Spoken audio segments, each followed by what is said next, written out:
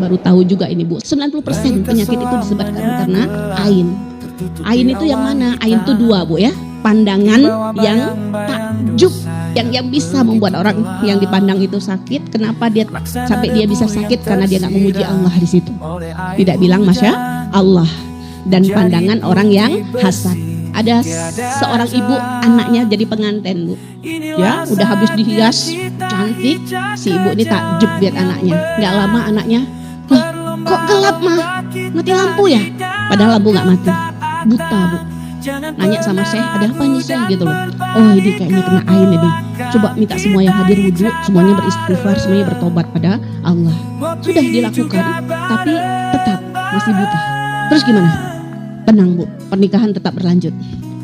Ya, tetap lanjut pernikahan. Singkat cerita punya anak 2, udah sekian tahun. Tiba-tiba si anak pagi-pagi bisa melihat. Hah, alhamdulillah bisa melihat. Ya, dia telepon, dia segera nelpon mamanya. Pas dia telepon, di seberang telepon sana sedang nangis. Ya, ternyata mamanya barusan meninggal. Jadi ternyata Bu, pada saat semuanya orang berwudu tobat itu, si mama nggak berwudu sendiri dia, karena dia udah dandan gitu, dia nggak mau berwudu deh. Jadi ain itu kalau akan sembuh kalau yang nyebabin itu berwudu tobat gitu ya, atau meninggal. Nah jadi itu tadi si mama itu meninggal, makanya nih si anak bisa ngelihat. Itu ain Bu ya, pandangan yang takjub. Itu pandangan mamanya sendiri Bu, pandangan ibunya sendiri bisa. Apalagi kemudian kalau orang yang lain, apalagi kemudian kalau ada hasadnya gitu loh. Makanya jangan suka jangan suka upload, jangan suka bikin status yang mamer-mamer gitu loh. Hati-hati Bu, kena ain kita sendiri yang rugi nanti. Kita hijab bareng, ngopi juga bareng-bareng.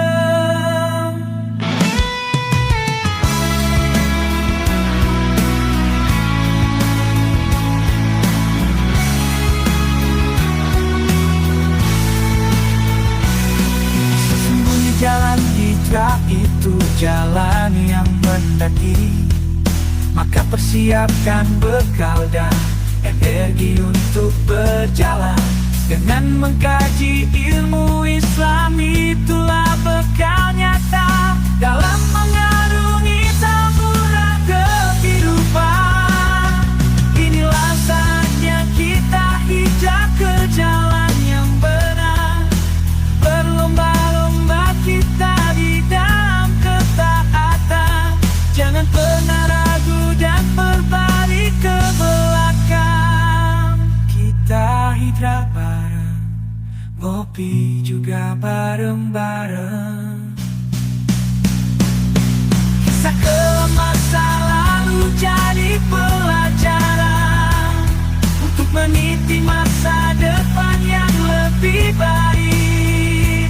Bersyukurlah pada yang kuasa atas hidayahnya yang diberikan pada kita.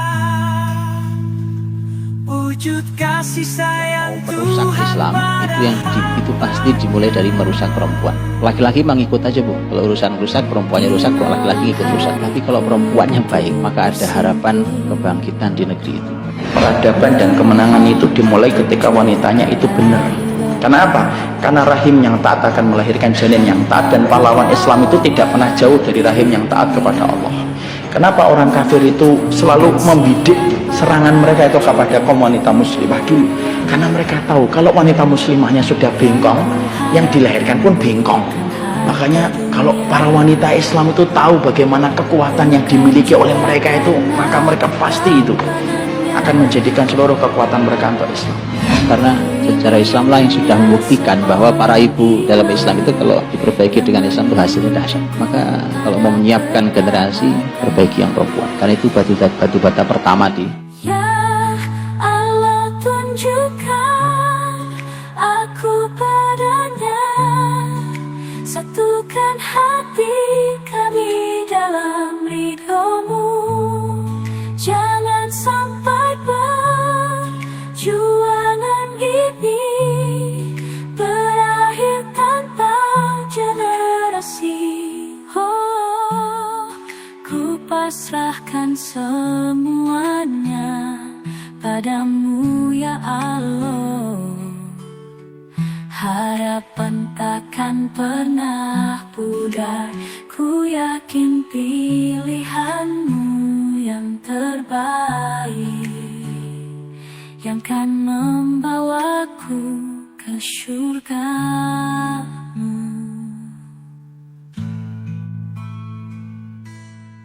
Dalam gemerlap dunia, di antara cobaan, wanita berlindung di balik hijabnya yang suci, melangkah dengan keyakinan dalam setiap langkahnya, menjaga kehormatan menjadi panggilan yang hakiki. Di balik kain penjaga tersembunyi kekuatan, wanita yang menutup aurat teguh dalam iman, menjadi teladan bagi dunia yang melihat kewajiban yang mulia dalam cinta yang tulus. Duhai saudariku, tutuplah auratmu, jaga kehormatanmu.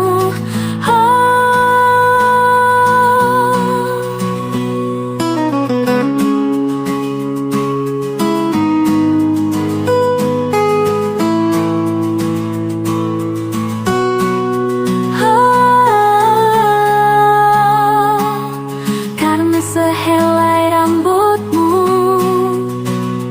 yang terlihat di mata orang lain dapat menyeret 3 laki-laki ke neraka, yakni suamimu, ayahmu, dan saudara laki-lakimu.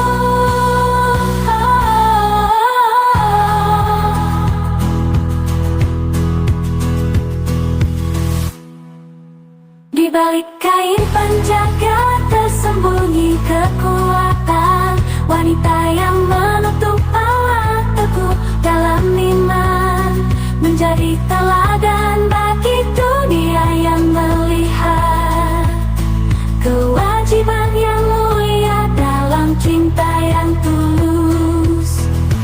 Duhai saudariku, tutuplah auratmu.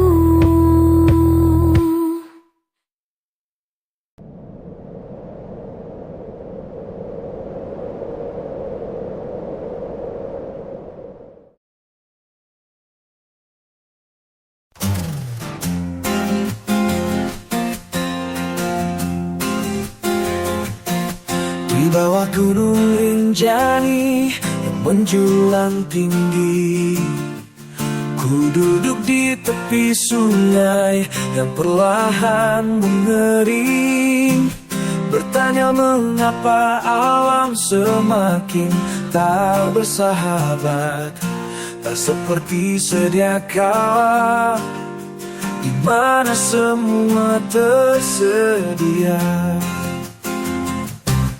Mata air yang dulu memancarkan kesejukan tak lagi dapat mengobati dahaga. Air yang dahulu dinikmati oleh warga desa kini dirampas oleh keserakahan para pejabat. Tengah hamparan sawah, ladang yang hampir mati, ku berdiri bersama kegelisahan para petani tua yang menyaksikan tanaman yang tak terairi, kini hanya berharap air turun dari langit. Mata air yang dulu memancarkan kesejukan tak lagi dapat mengobati dahaga. Hari yang dahulu dinikmati oleh warga desa kini dirampas oleh keserakahan penguasa. Akankah kita para pemuda dan pemudi hanya bisa menyaksikan dan berpangku tangan alam yang disediakan Tuhan untuk kita dan untuk anak dan cucu kita, dan untuk anak dan cucu kita. Akankah kita para pemuda dan pemudi hanya bisa menyaksikan dan berpangku tangan alam yang disediakan Tuhan untuk kita dan untuk anak dan cucu kita, direnggut dan diperjualbelikan. Oh, mata air sumber kehidupan haruslah dijamin oleh negara seperti yang tertulis di dalam undang-undang dasar kita, bahwa bumi, air dan kekayaan alam yang terkandung di dalamnya dikuasai oleh negara dan dipergunakan untuk sebesar-besar kemakmuran rakyat.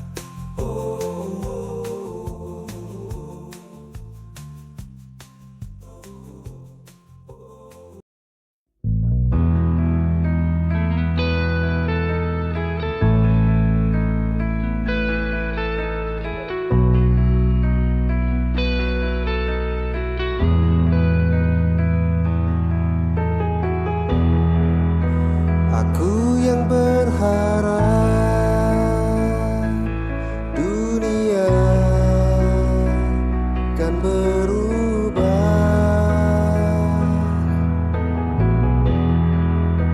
menjadi bahagia, indahnya terasa.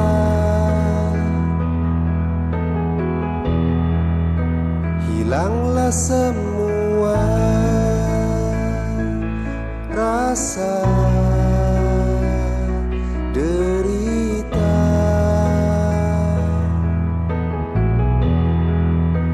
keringlah tetesan air mata sengsara.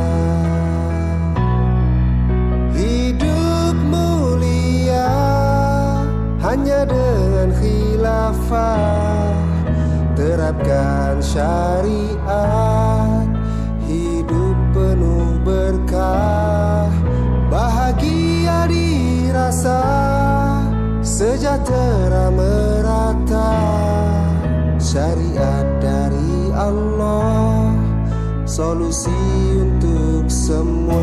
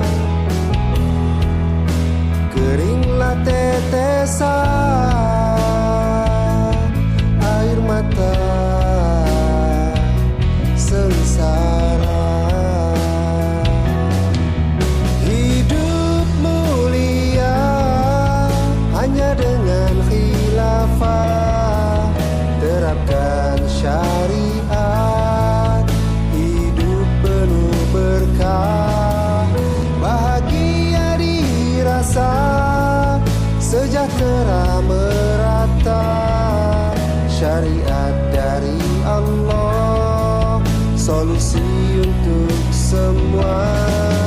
Hidup mulia hanya dengan khilafah, terapkan syariat. Assalamualaikum warahmatullahi wabarakatuh. Perjalanan kita ke Gua Hira di Jabal Nur ini memberikan ibrah penting bagaimana hidup seorang muslim bukanlah hidup segera untuk diri sendiri, tapi juga untuk orang lain, untuk banyak manusia bahkan dunia. Dan itu diajarkan oleh baginda Rasulullah SAW.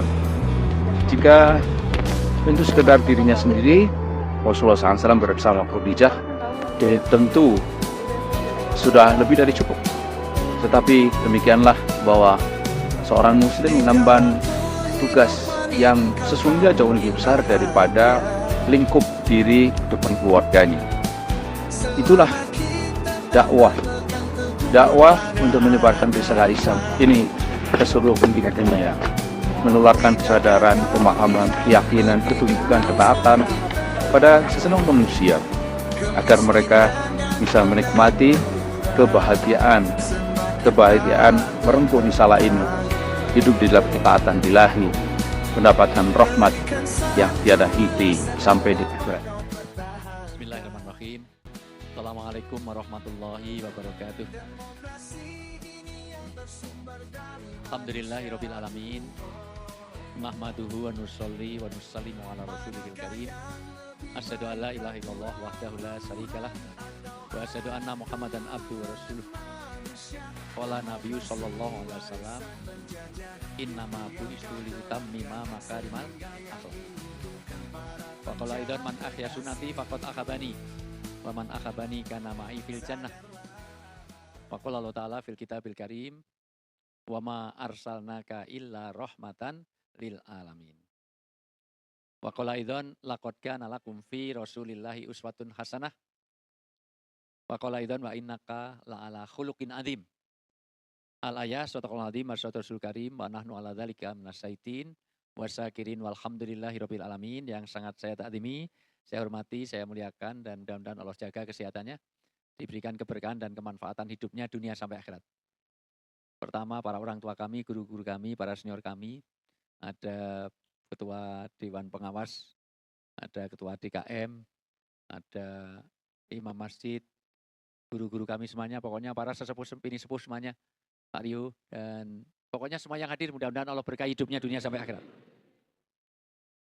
Hari ini diminta untuk bicara tentang Maulid Nabi, tapi yang paling penting bukan pada sejarahnya, tetapi apa yang dibawa oleh Rasulullah untuk kebahagiaan kita dunia sampai akhirat. Karena pada kenyataannya orang hidup sempurna itu hanya dengan satu, keimanan yang sempurna dan mengikuti sunnah baginda Rasulullah SAW. Kalau ada orang bahagia tanpa mengenal Nabi, maka sia-sia 124.000 Nabi dan kitab-kitab suci diturunkan oleh Allah semata-mata untuk kebahagiaan kita. Kenapa? Karena keterikatan kita kepada Rasulullah itu bukan sekedar ikatan moral, tapi juga ikatan intelektual dan ikatan emosional. Maka tidak ada hak sama sekali kita mengkritisi Rasulullah. Jadi apa yang dilakukan Rasulullah itu tidak bisa dikritisi. Itu bentuk keimanan. Misalnya makan tangan kanan itu kan zaman dulu, sekarang kan sudah modern, makan udah nggak perlu pakai tangan, kalau perlu dilempar terus ini nggak bisa. Karena itu keterikatan kita adalah ini. Sampai-sampai dulu sahabat, keterikatan pada ketaatan itu apa yang dilakukan Rasulullah itu dilakukan sama persis. Itu Umar bin Khattab itu sudah jauh sebelum Rasulullah. Tiba-tiba setiap lewat di Dhul Khalifah di Bir Ali itu selalu kontanya dibikin layout ini. Semua sahabat setiap lewat itu melihat. Kenapa? Karena pernah melihat Rasulullah kontanya kepleset di sini. Jadi sampai sana. Begitu keterikatan. Sampai sahabat itu mohon maaf, ketika di Kuba itu sebelum ada Masjid Nabawi, itu Masjid Kuba pertama kali dibangun, Rasulullah itu habis wudu, itu balik lagi ke tempat wudu itu Rasulullah ngobok-ngobok gini. Maka seluruh orang yang di masjid itu lari keluar ikut Rasulullah ngobok-ngobok. Kamu itu ngapain? Itu. Lah Rasulullah juga begitu. Saya itu mencari cincin saja tuh. Nah, kamu nggak punya cincin kok ikut-ikutan. Keterikatannya sampai seperti itu. Karena di situ semuanya ada berkah. Dan setiap sesuatu yang berkaitan dengan Allah dan Rasul itu berkah. Karena hidup ini yang dicari adalah keberkahan. Maka doa yang tidak pernah dilupakan Rasulullah setiap hari adalah minta berkah dalam rezeki. Selain Allahumma inna nas'aluka salamatan, selamat dalam beragama. 2, wa afiatan. Yang 3, wa ziyadatan.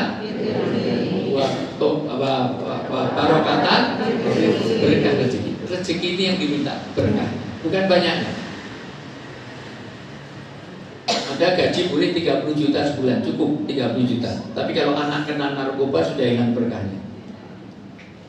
Istrinya lolak-lolok, tulalin, mohon. Makannya banyak, tidurnya betah, ngorok, ngentutan, ngileran, ngantuan, ngeyel. Suaminya galak, sudah hilang berkahnya. Pilih mana? Gaji 30 juta, keluarganya nggak tenang. Dengan gaji 50 juta, tapi keluarganya tenang. Pilih yang keluarga tapi Halo? Halo? Pilih yang 5 dia tapi tenang. Fokus nggak nih? Coba, kalau fokus jawab, karpet yang diduduki itu warnanya apa? Semuanya jawab, karpet yang diduduki warnanya apa? Kalau daun warnanya apa? Kalau rumput warnanya apa? Kalau pisang masih mentah warnanya apa? Kalau kelapa muda warnanya apa? Orang negro di malam hari warnanya apa? Semut di kegelapan warnanya apa? Mendung yang gelap warnanya apa? Orang negro waktu malam warnanya apa? Orang negro malam hari warnanya apa? Peci saya warna apa? Celana saya warna apa? Jadi kelelawar tidurnya waktu saya nggak langsung ngisi pengajian ke materi karena ternyata yang hadir di sini hati, pikiran, dan perasaannya belum hadir. 36 negara pernah saya singgahi, hanya di sini ada kelelawar tidurnya waktu malam, hanya di sini. Jadi kelelawar tidurnya waktu, Masya Allah. Sekali lagi tangan kanan diangkat semuanya. Gerakan, saya dari tari sufi. Bapak Ibu nanti kalau ke Dubai, ke Yordan, ke Mesir ada tari sufi. Orang muter ratusan kali nggak jatuh, ada kekuatan Tuhan dalam hidup kita. Kata Ibnu Arabi, Allah sedang gerakkan tangan kita. Agak condong dikit, tegakkan. Semua lihat saya. Biar nggak pikun, biar nggak tremor, biar nggak Parkinson. Semuanya lihat saya, ikuti perintah saya. Lebih gini lagi, kayak mau coba lebih lagi. Pegang dagu.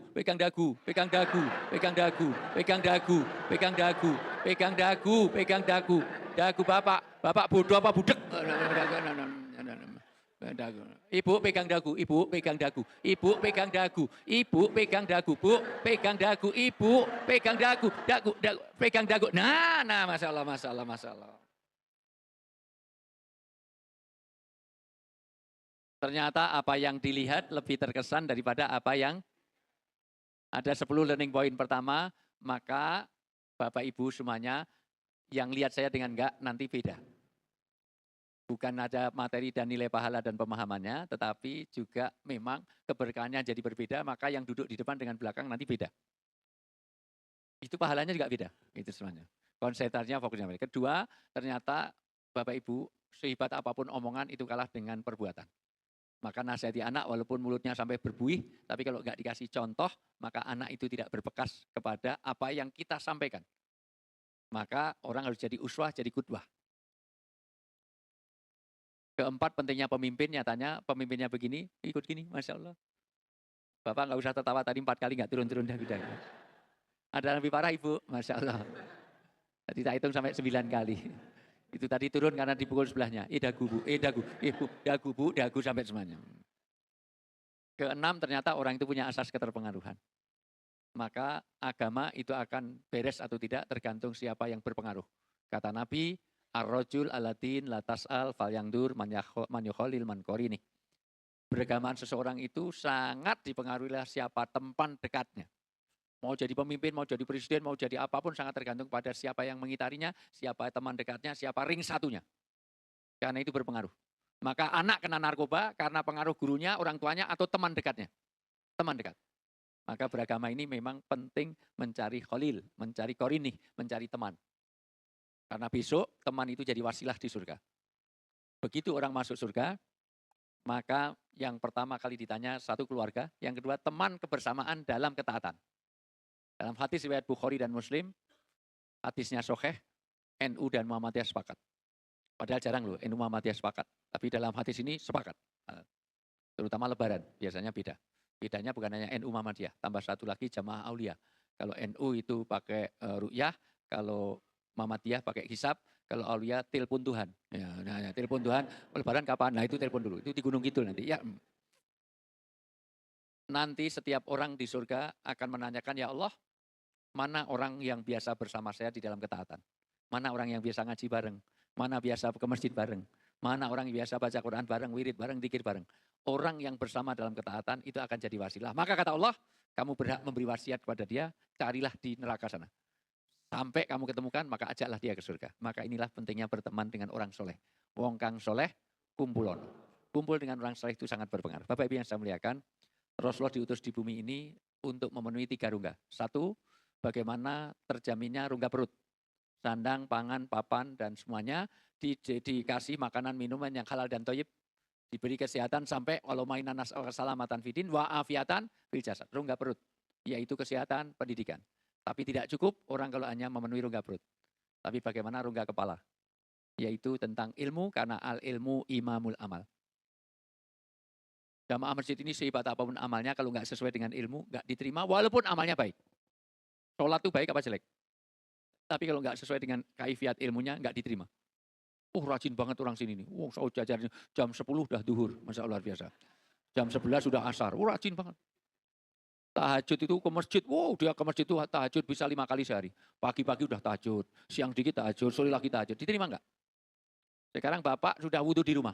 Sudah kumur, muka, tangan. Kurang kaki. Hanya kurang kaki. Sampai di masjid, ayo sholat. Bentar, saya wudhu dulu. Begitu wudhu cuma kaki doang. Lah kalau cuma kaki doang, yang lain udah di rumah tadi pagi. Diterima nggak? Nggak. Maka diperlukan ilmu. Karena al-ilmu imamul amal. Ilmu itu akan jadi syarat diterimanya amal kalau sesuai dengan ilmu syariatnya. Yang ketiga, rongga dada. Rongga perut, rongga kepala, rongga dada. Dan ini semuanya karena saya diminta untuk bicara mengenai keluarga.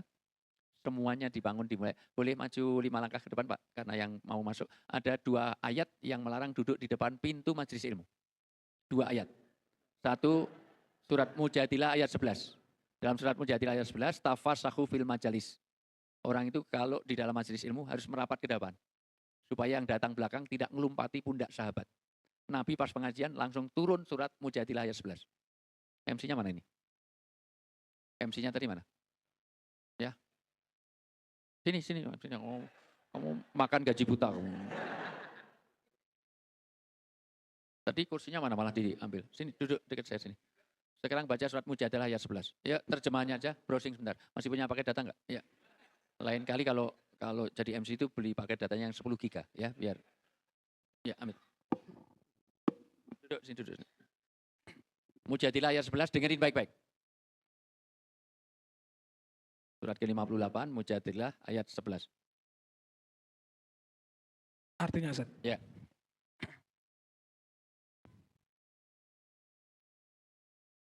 Ya, Bismillahirrahmanirrahim. Wahai orang-orang yang beriman. Ayat kalau dipakai ya ayyuhalladzina amanu berarti ayat madaniyah. 2, ayat ini mengenai hukum. 3, ada taukidnya, ada stressingnya. Nanti belajar di UIN sana 8 SKS baru jadi SAG, sarjana alam gaib itu namanya. Ayat ini perlu penekanan, ada penekanannya karena tidak semua ayat pakai ya ayyuhalladzina amanu. 2, ayat ini mengenai hukum. 3, ayat ini diturunkan di Madinah. Kalaulah di Mekah itu setelah Fathu Mekah. Tapi mayoritas 90% ayat ini diturunkan di Madinah, maka tolong perhatikan. Apa isinya? Terus? Apabila dikatakan kepadamu, berilah kelapangan di dalam majelis-majelis. Ayat ini turun waktu itu Rasulullah bersama sahabat pengajian itu gerombol di belakang kayak tahlilan. Maka turun ayat ini, jangan begitu. Kamu harus merapat sampai kalau ada daun yang jatuh, tidak jatuh ke tanah tapi kena pundak para sahabat karena saking rapatnya ke depan. Maka lain kali siapapun ustadz di sini, jangan sampai nutup pintu majelis. Ya, minimal kalau nggak mau ke depan ya dikasih jalan supaya ada orang tidak melompati. Kenapa? Dengan memberi kelonggaran orang lain, ayatnya berikutnya, terus. Maka lapangkanlah, niscaya Allah akan memberi kelapangan untukmu. Karena dengan memberi jalan lapangan orang lain, Allah akan lapangkan hidup kita, dunia sampai akhirat. Misalnya gini nih, kok ada sandaran, kok ada orang tua, bapak aja yang sandaran. Bapak kan nggak lama lagi, udah sini aja. Kalau saya masih ada kesempatan lain. Itu namanya memberi kelapangan bagi orang lain. Lain, ya itu. Ya gimana caranya? Pokoknya orang yang melapangkan saudaranya, Allah akan lapangkan. Itu cara ini. Jadi nanti lain kali kalau pengajian gitu. Kalau saya malah tambah satu. Ibu-ibu merapat depan dan kalau bisa loh ya, yang depan itu yang bening-bening. Itu ya. Yang budak-budak itu di belakang sana. Ya ini. Minimal yang tahu antara dagu sama jidat itu di depan. Nah, tua-tua nggak tahu mana dagu, mana jidat, ada kelelawar tidurnya waktu ada jerapah makanya aduh. Lanjut. Dan apabila dikatakan berdirilah kamu, maka berdirilah. Kalau disuruh berdiri, suruh maju, suruh ini ketaatan. Karena ilmu tanpa ketaatan jadinya kayak di Indonesia. Yang rusak Indonesia ini orang pintar apa orang bodoh? Pintar tapi nggak taat. Maka sebelum punya ilmu harus ada ketaatan. Karena keilmuan tanpa ketaatan itu jadi bencana. Yang ngambil uang tambang 300 triliun yang disandra sama Dewi. Itu nanya. Itu orang pintar apa orang bodoh? Pintar, tapi dia tidak ada ketaatan. Ketaatan pada aturan Allah, ketaatan pada pemerintah, ketaatan pada kebaikan. Terus? Niscaya Allah akan mengangkat derajat orang-orang yang beriman di antaramu dan orang-orang yang diberi ilmu beberapa derajat. Ditinggikan derajat, iman dulu apa ilmu dulu tadi? Iman dulu. Karena bahayanya ilmu tanpa iman ini. Maka yang yang taat dulu, yang punya keimanan baru punya ilmu.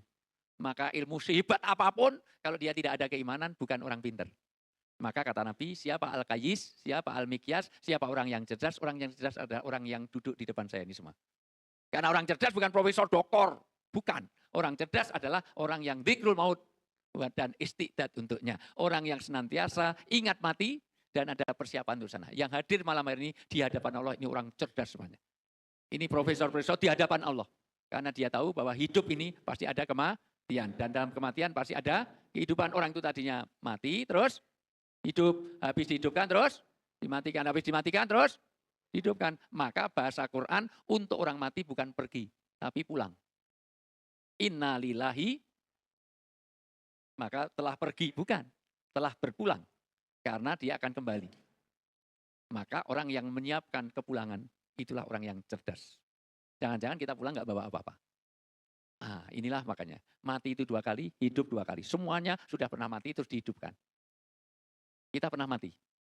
Yakin nggak kalau dulu kita mati? Karena semua kita itu dari ma'in mahinin. Dari air yang hina. Dari sperma. Semuanya, sperma itu dalam bahasa sajadah ayat 8. Apa? Sajadah ayat 8 coba baca. Sajadah 8. Itu sampai dikatakan air yang hina. Sperma. Kejadian kita semuanya sama. Allah menyebutnya air hina. Sajadah ayat 8.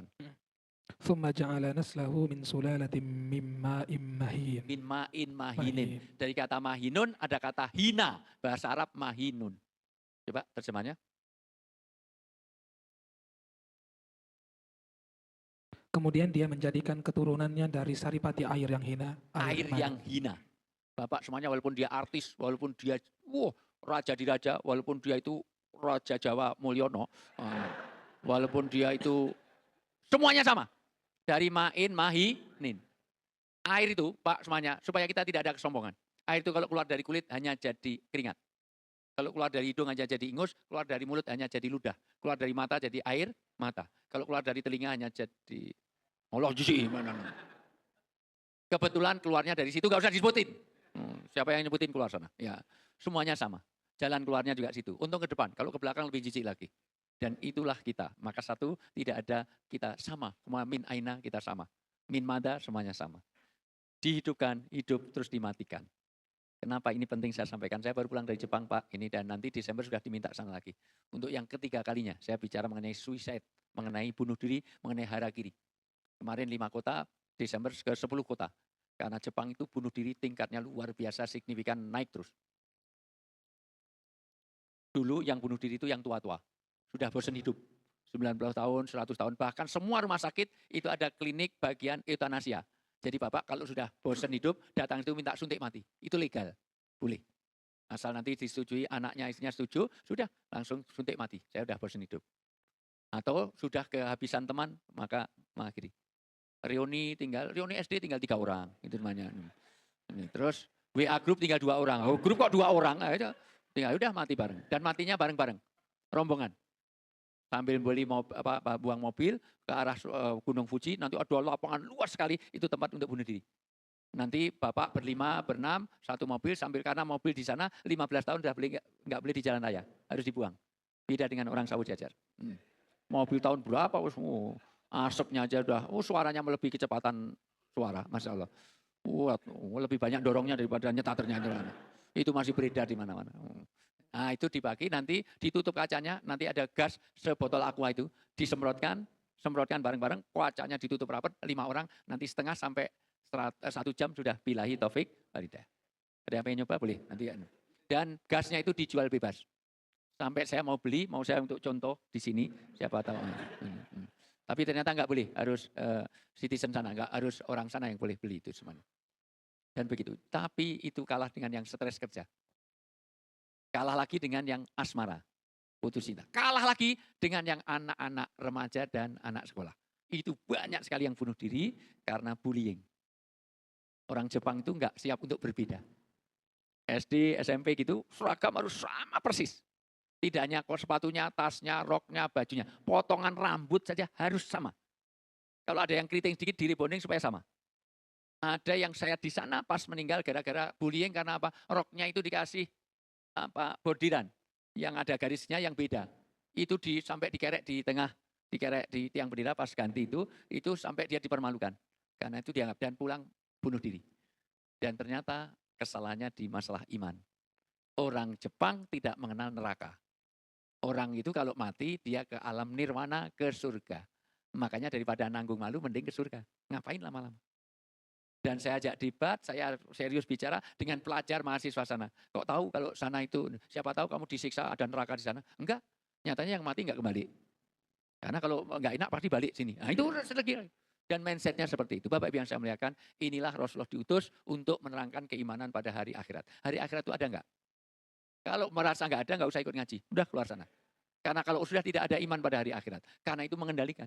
Kenapa orang sampai judi online, sampai pinjaman online, sampai berbuat maksiat? Karena dia tidak yakin terhadap kehidupan akhirat. Maka iman itu pertama adanya Allah, 2 akhirat. Adanya Allah bisa dengan 6 karena kita tidak berdayaan. Nyawa itu urusan Allah. Sampai hari kiamat tidak ada satupun yang tahu. 6 inilah yang membuat trigger kenapa Deddy Corbuzier masuk Islam. Karena saya kasih pertanyaan 6 ini, 4 tahun bersama saya sudah yakin pasti ini syahadat kalau terbuka hatinya. Terakhir, kalau kamu bisa jawab saya dengan kitab agamamu, saya ikut kamu. Apapun agamamu. Tapi kalau nggak bisa jawab, kamu syahadat sama saya. Mau nggak? Gitu.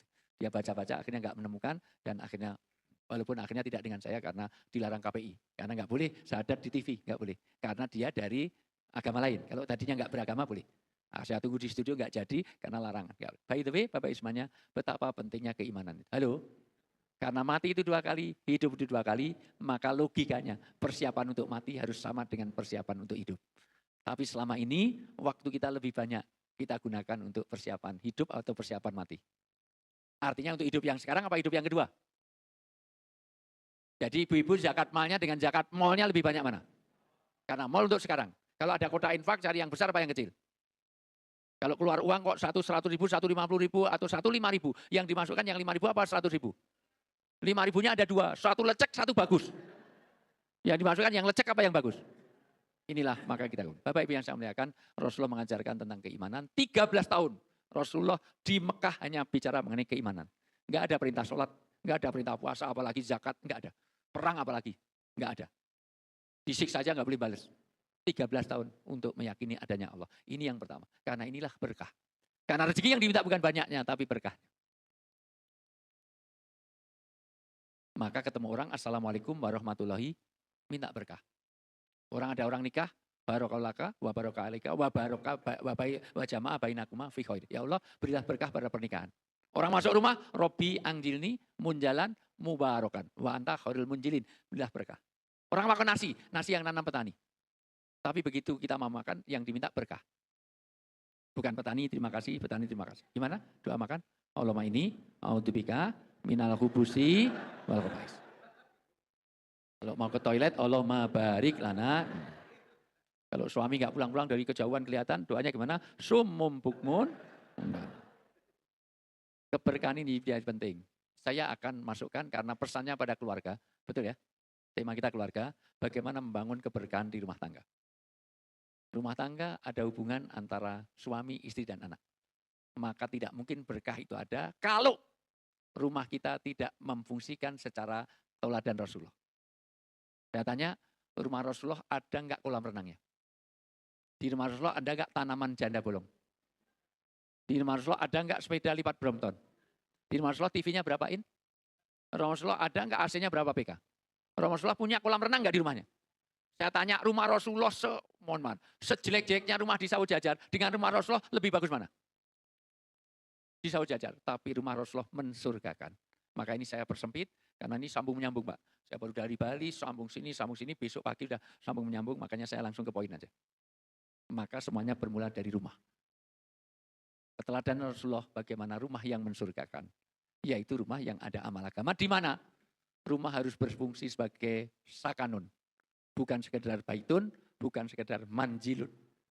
Di dalam bahasa Arab ada manjilun, ada baitun, ada sakanun. Dalam bahasa Inggris ada home, ada house. Apa bedanya home sama house? Home itu apa? House? Nah, ya apa bedanya?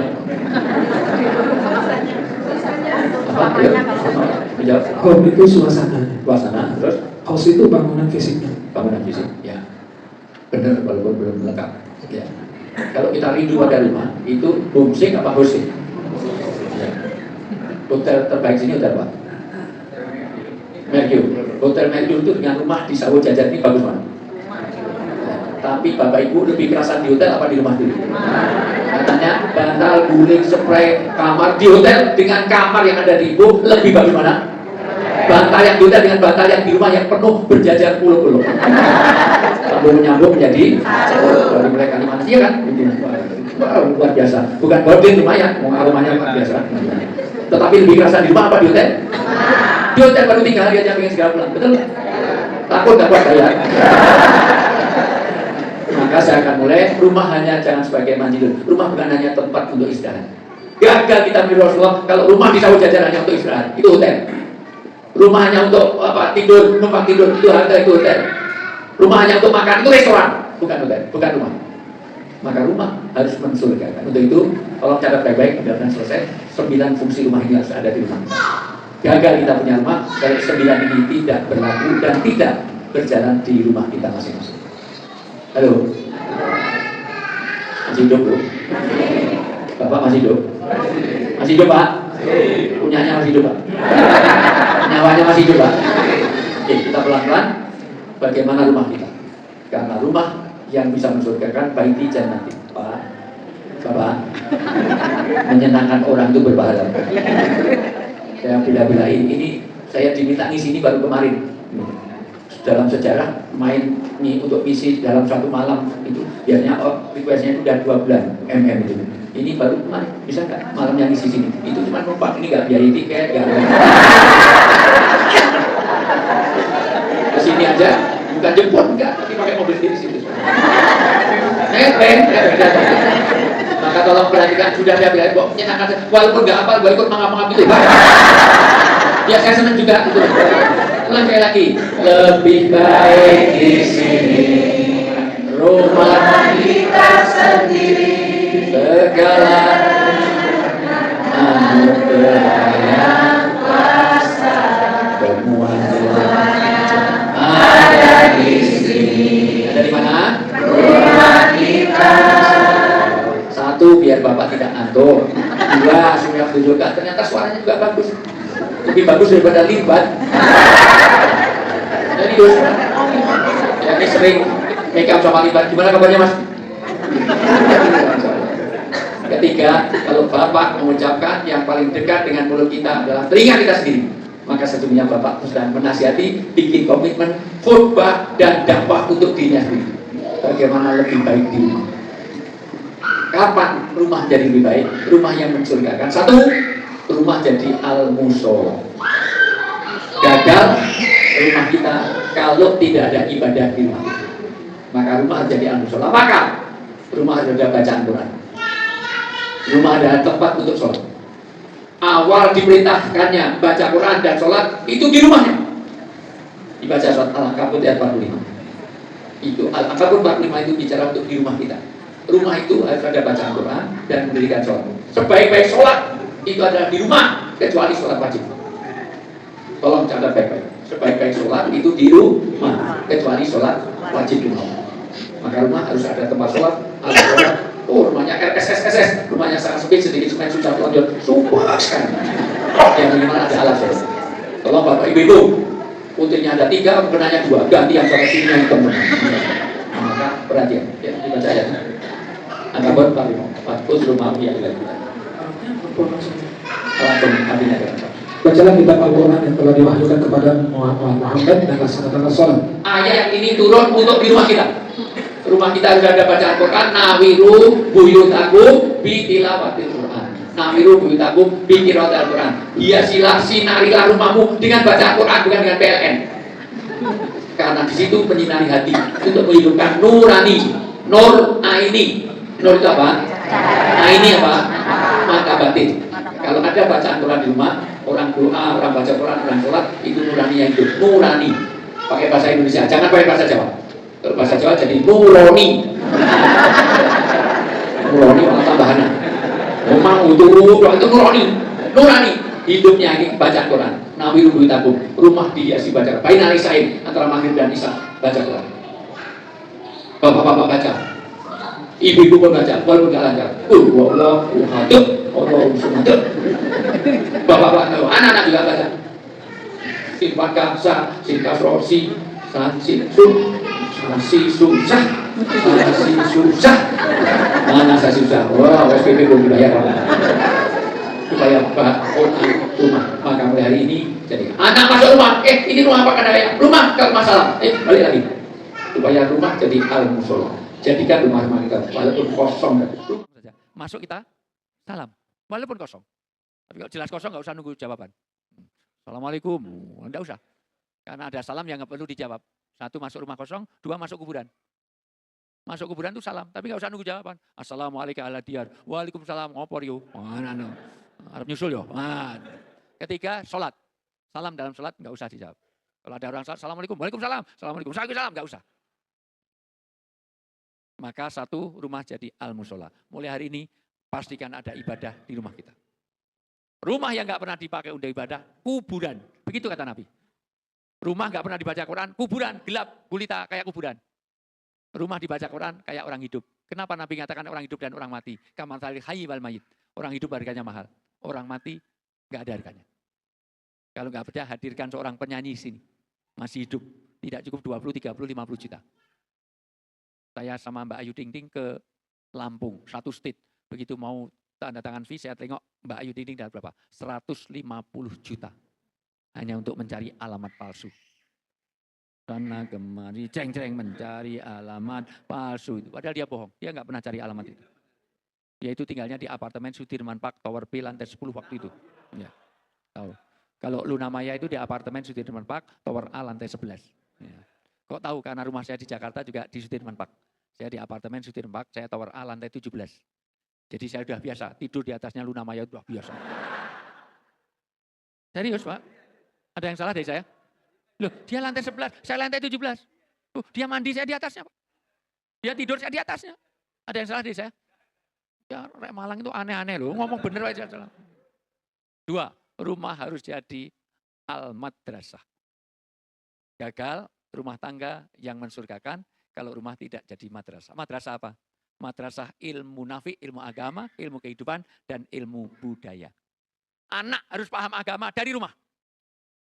Tentang najis, tidak najis. Tentang halal, haram. Tentang sholat, tentang wudhu yang benar, kencing yang benar. Semuanya dari rumah.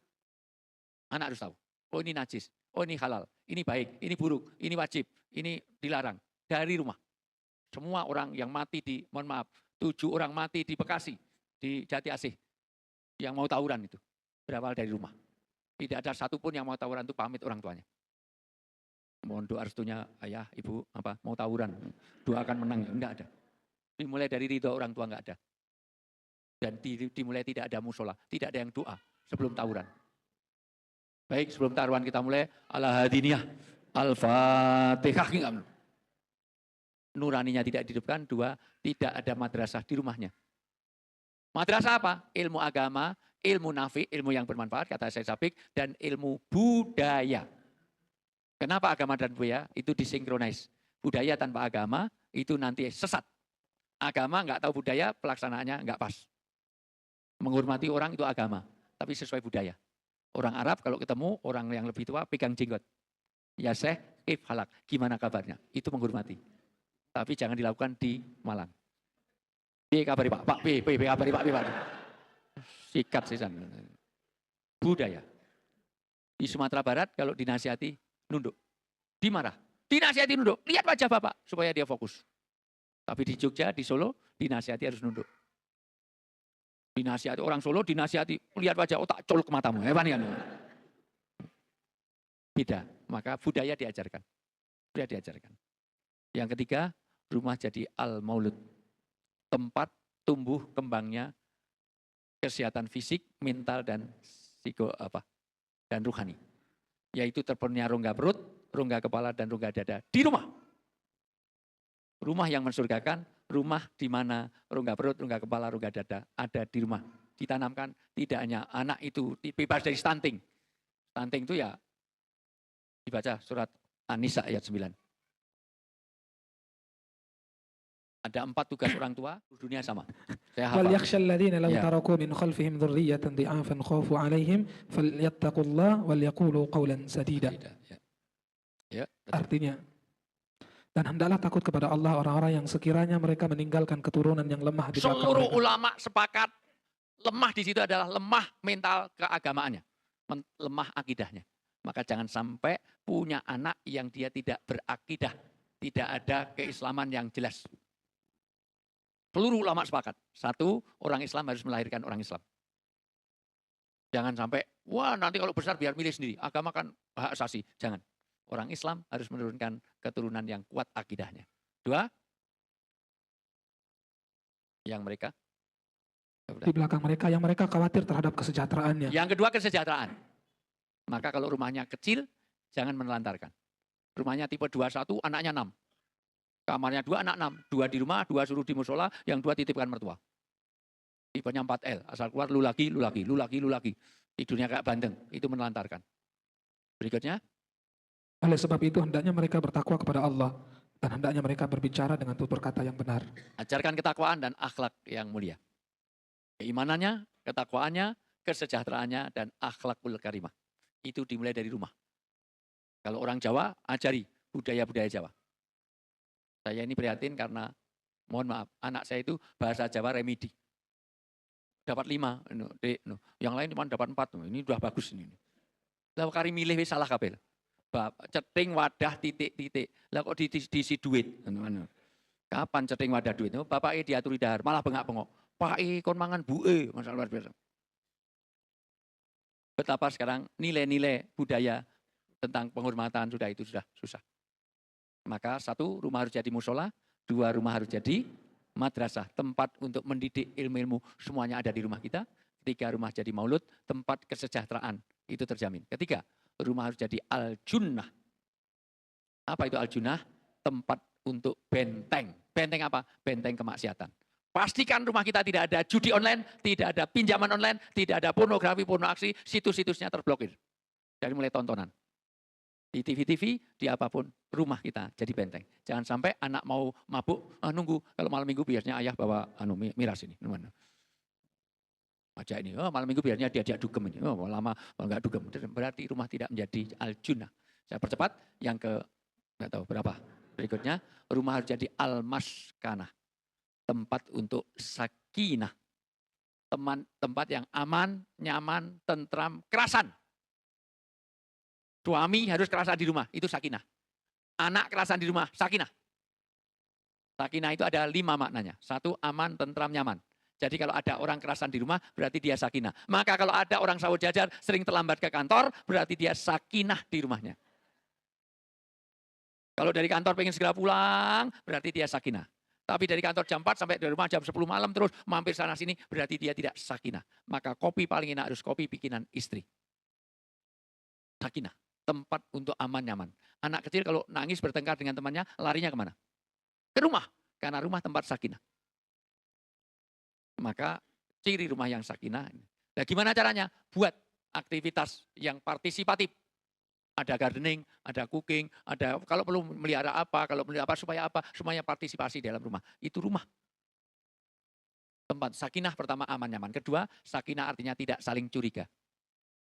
Kalau ada suami curiga pada istri, istri pada curiga pada suami, itu tanda tidak sakinah. Dimulai dari handphone.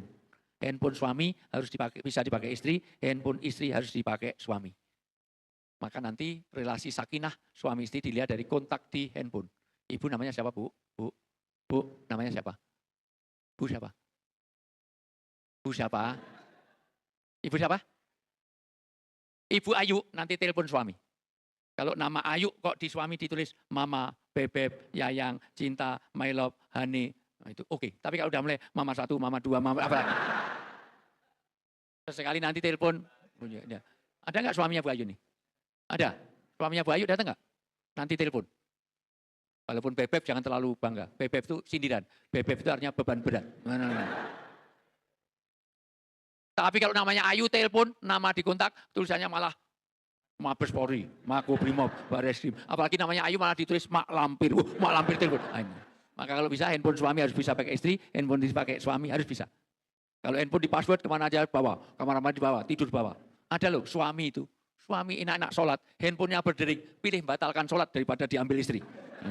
Penting semuanya. Keburuan itu. Maka kalau bisa, handphone suami ini kalau pengen surgawi nanti, handphone suami serahkan istri seminggu, biar dipakai istri. Terus bapak beli lagi dengan nomor baru, simpen di kantor. Sama saja. Sakinah berikutnya ada optimistis. Itu dipakai di surat Al-Fatah ketika perang Badar. Perang Badar itu orang Islam hanya 300 orang. Melawan 1000 orang. Menang. Karena Allah waladhi anjala sakinata fi qulubil mu'minin. Liyazdadu imanihim. Ma'a imanihim. Untuk memperkuat keimanan maka dikasih optimis. 300 orang menang dengan 1000 karena Allah turunkan sakinah. Maka keluarga yang sakinah ketika anak, istri, suami, seluruh anggota keluarga optimis bisa masuk surga. Sakinah berikutnya artinya tidak saling menyakiti. Itu dipakai Allah kata sakinah untuk Nabi Yusuf. Ketika Zulaikha itu, atau dibaca surat Yusuf ayat 13. Maka suami istri yang sakinah, yang surgawi, itu kalau niru Rasulullah, tidak boleh ada yang menyakiti. Jujur itu tidak boleh kalau menyakiti hati pasangan. Jelas suaminya hitam, panggil black si black, nggak boleh.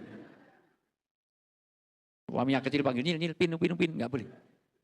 Istrinya gemuk panggil dut, nggak boleh. Tapi kalau gendut jangan panggil sing langsing, menyinggung perasaan. Wahai istriku yang sangat berbobot. Nah gitu. Wahai Tuan besar. Nah gitu. Rasulullah itu punya istri namanya Aisyah. Ada 10 panggilan mesra.